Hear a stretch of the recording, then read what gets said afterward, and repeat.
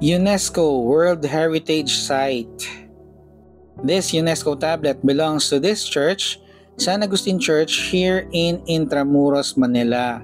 If I'm not mistaken, this is the oldest stone church in the Philippines.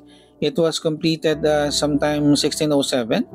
Basta, very early 1600s. And according to our tour guide from Manila Gala, this was actually dedicated for Saint Paul. But since Augustinian friars and nuns were running the church and the convent, that's the name San Agustin perhaps.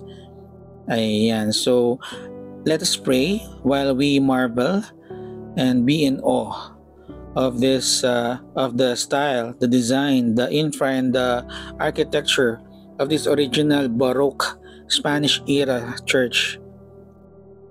Ang ganda, no? Very aesthetic.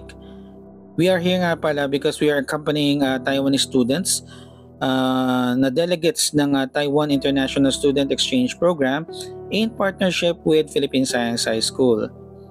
Ayan, this is the fourth iteration of the church. It was destroyed a couple of times due to earthquakes and fires. But I saw a photo through Manila Gala na when the Japanese bombed Manila, everything was destroyed including the 6 churches ng Intramuros except for San Agustin. Ang galing, as in siya lang yung nakatayo.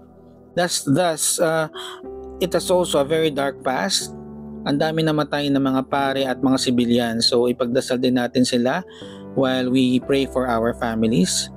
Ayan po, please intercede for us. Gabayan niyo po kami palagi. Please heal our nation. And I pray for everyone who's watching this video, Katoliko man o hindi, naniniwala man o hindi. God bless everyone.